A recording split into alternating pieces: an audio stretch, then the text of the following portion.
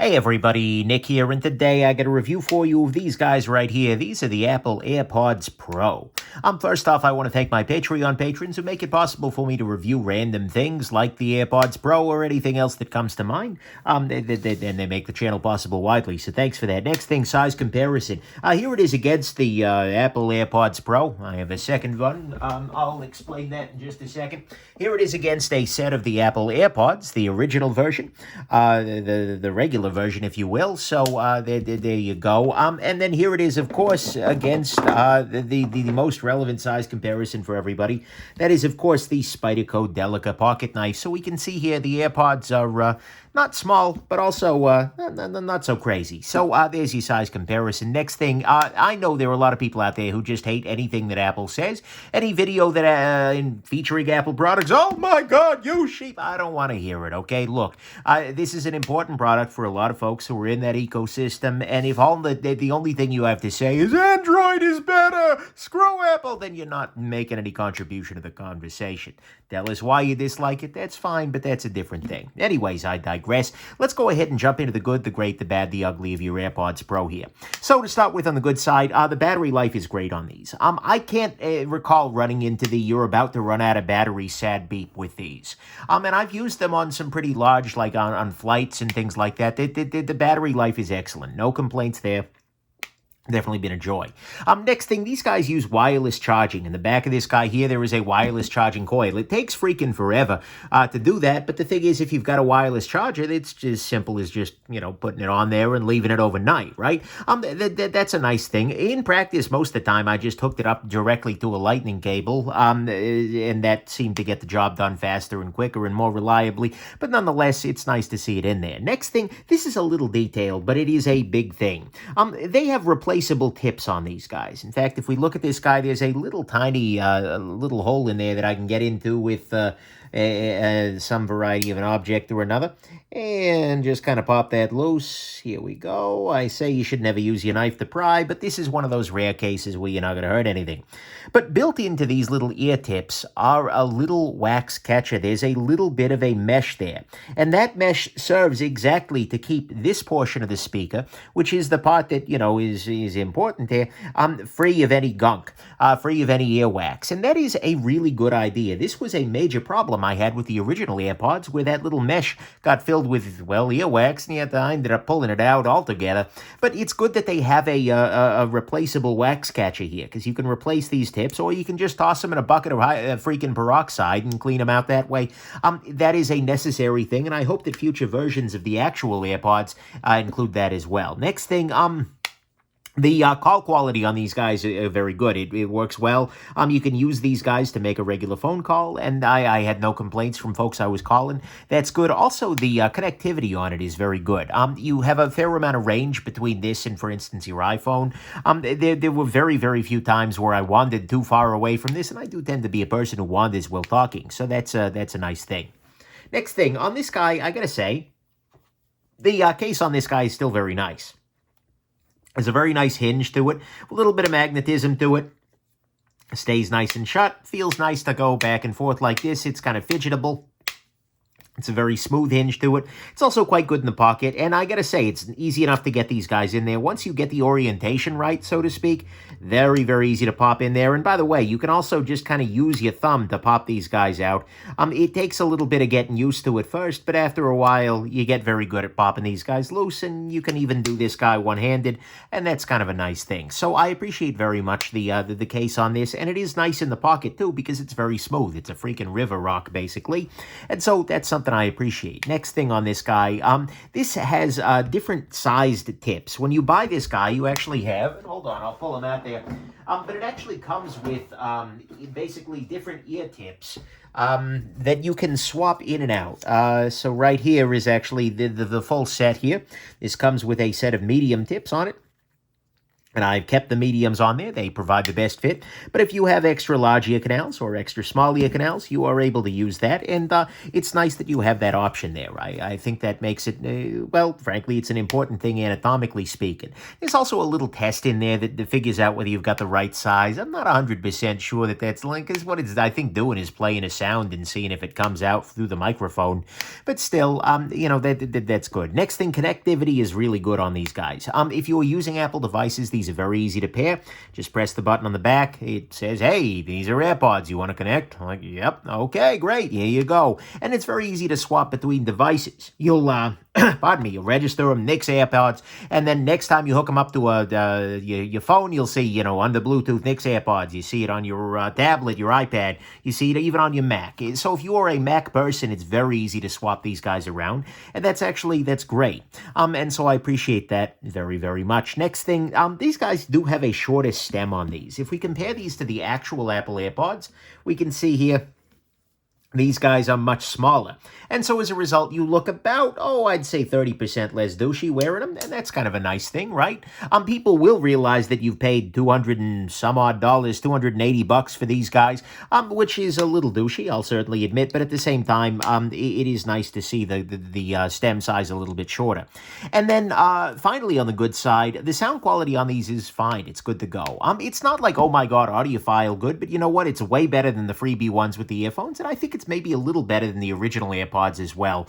In practice, is it crazy audiophile quality? No, of course not. It's Bluetooth. You're never going to get great audio quality out of Bluetooth. That's not the way that Bluetooth works. I mean, okay, there are codecs that other people support, but by and large, and the thing is, you're going to be wearing these as you're walking around. It's like there's a bus next to you. You're not going to be a freaking audiophile. I'm sorry. So the sound quality is more than good enough. It is absolutely fine for everyday life, and frankly, for some people, this is probably going to be their best earphones that they've got. They've done good enough job there that it doesn't, it's completely inoffensive sound quality-wise. So to me, all of that is the good. The sound quality is fine, shorter stem, multiple fitting tips, nice case, good connection and connectivity, the built-in wax catcher with good call quality, and wireless charging and an excellent battery life.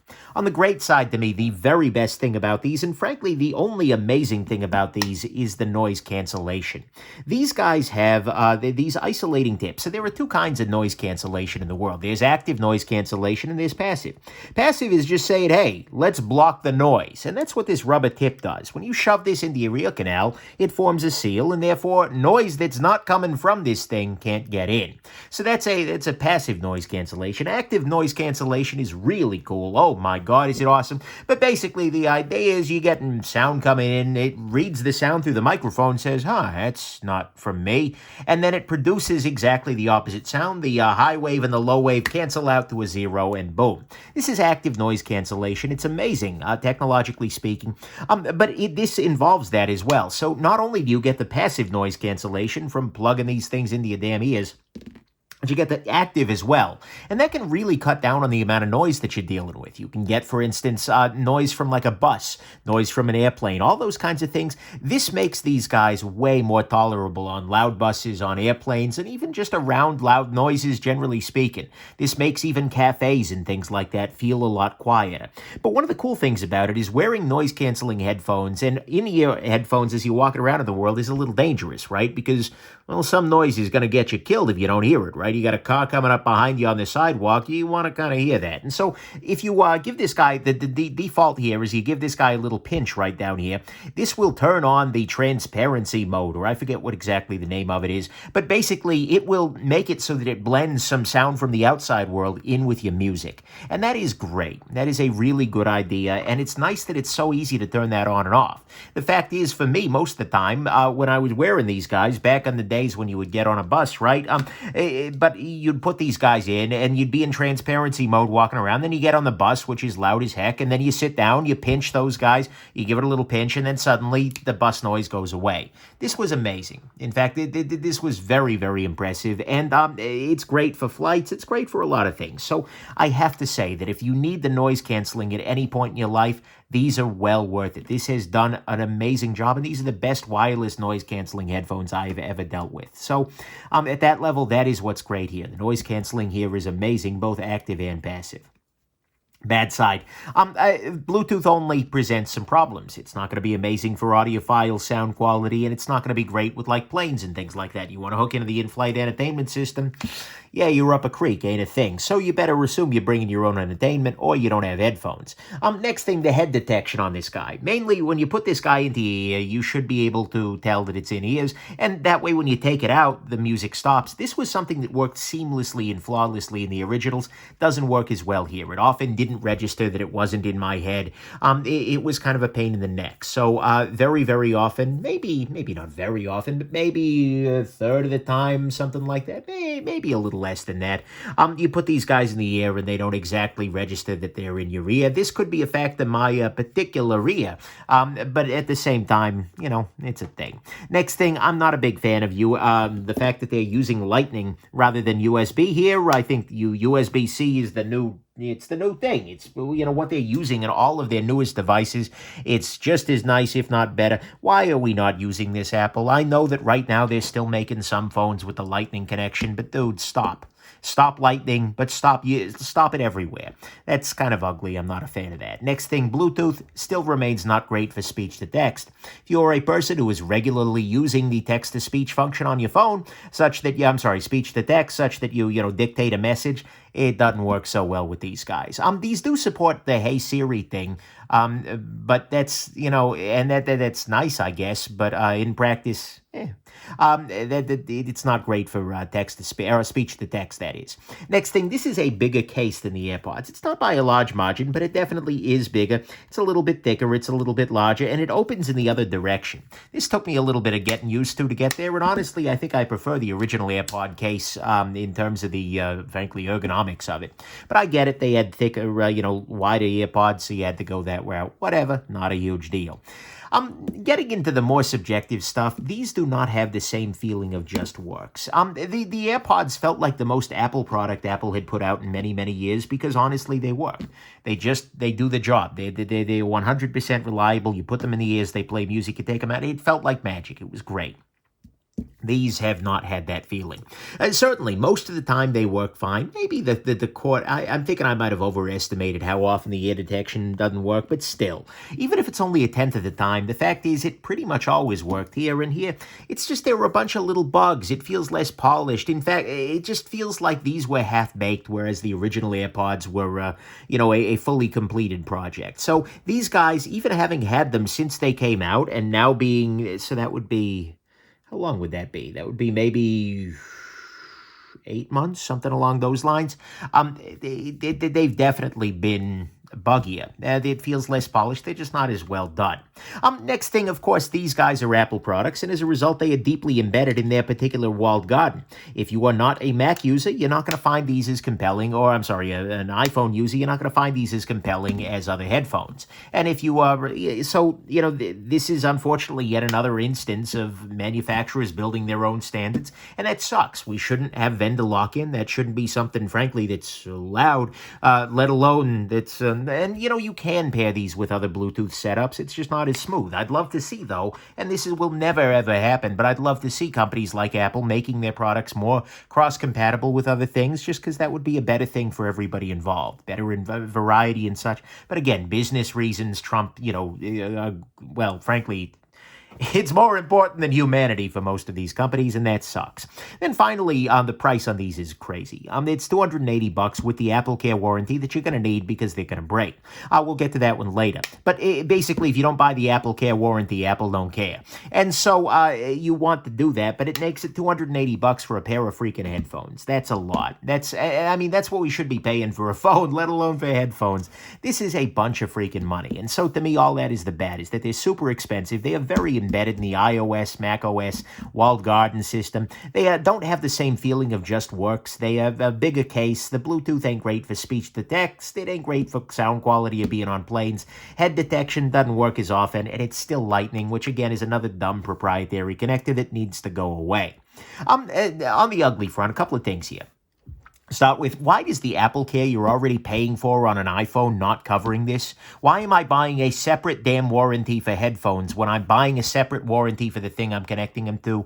No, that's dumb. If you have Apple Care for your phone, it should cover your damn headphones. I'm sorry, Apple. This is just a cash grab. And you are literally the richest company ever. No, screw that. Screw that noise. No.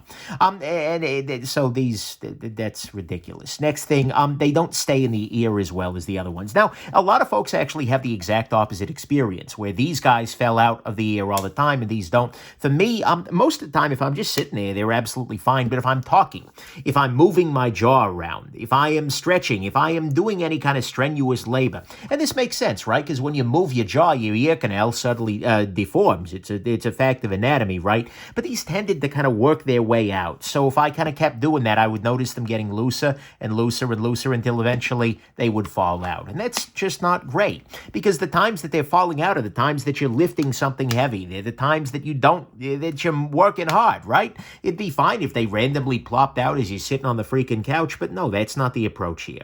So I tried all the different tips. It's not a fit issue. It's just for my particular ears, these are very precarious, whereas these guys feel like they're cemented in place. This is going to be specific to you. Maybe they're a little better for you in that way. I'm sorry, maybe they'll be better and different for you in that way, but that's a thing. Then finally, on the ugly front, these guys are currently dead as a freaking doornail. Apple has basically second day aired me a new set of them after I finally got a hold of Apple support, and given I'll cut them a break for Corona, that's a thing. But the thing is, these guys died. They outright died. It started off with one of them not working.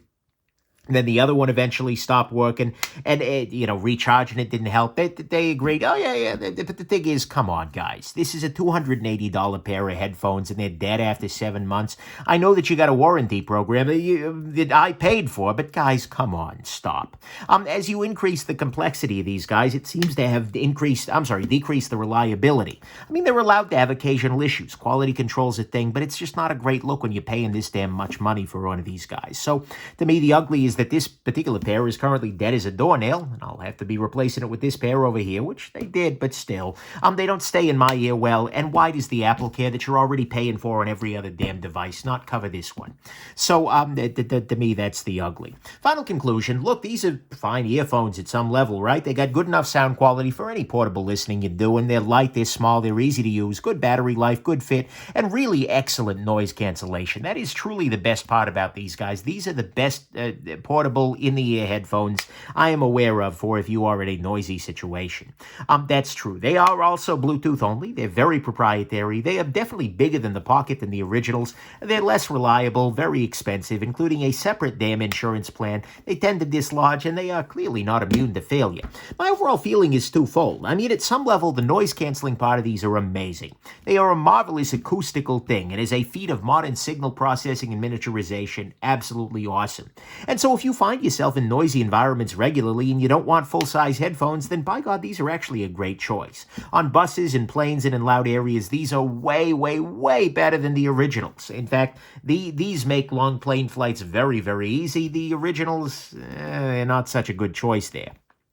So in that particular context, the AirPods Pro are really great. But in the rest of my life, honestly, I think I prefer the originals because for my ears, they fit better. They wear a little bit better. They don't fall out. The sound quality is functionally pretty much equivalent in outdoor use. And what I mean by that is not that if you're sitting there doing critical listening that you're going to not be able to, no, you'll pick up on differences. But in practice, you're walking down the street, right? You're on a sidewalk. You're on a bus. It's not like you're doing heavy freaking audiophile listening here, my friends. They're just freaking speakers in your ears fighting with everything else. In practice, the sound quality ends up feeling about the same because the rest of the world is shouting at you too. And they've been more, the regular versions have just been more reliable for me. And honestly, these guys feel more complex. They feel more pro, but it feels like they've gone a little too far in that. And you've ended up with a product that isn't as robust, at least in my experience with it. It could be that with 2 years of firmware updates, these are going to be great. They're going to be good to go. But in practice, for me right now, not super impressed with them. I'm going to say that. And so when these guys broke, I actually borrowed back my old AirPods. These are the original set that I bought. I think I had one replaced at one point in time, at one point. But the thing is, I have to say, in daily life, I just preferred these guys. I definitely miss the longer battery life, and to be fair, these guys are a number of years old now, so these were bought not so long after AirPods came out originally. But they were more reliable. They're easier. I feel like these just work, whereas these are freaking drama queens. So as soon as I'm done with this video, I'm going to take this brand new set that Apple sent me, make sure it works fine, and then I'm going to sell it. Because honestly, and I'll go back to the originals, I'd rather have something that works well at doing simple things than something that's doing something super fancy and failing at it. But that said, the big differentiator here is I don't need the noise canceling that often. If I were in a situation where I was on a plane every damn day, if I was still in a situation where I was riding the bus every damn day, if any of those things were happening, then chances are the Pros would be a lot more appealing. And so if you need this kind of noise cancellation, and you want this form factor that is a relatively compact, in-the-ear style earbud, then, and you're already in Apple's walled garden, you don't mind the price, these really are great. The AirPods Pro are great for the noise cancel. But for everything else, honestly, I think I would probably just stick with the original ones, save some cash, and probably end up with something that works a little bit better. So, AirPods Pro, they're interesting, but ultimately, weirdly enough, they come across as a little bit more amateurish than the originals here. So, there you go. Hope this has been interesting to you. Have yourselves an absolutely wonderful rest of your day. Bye now.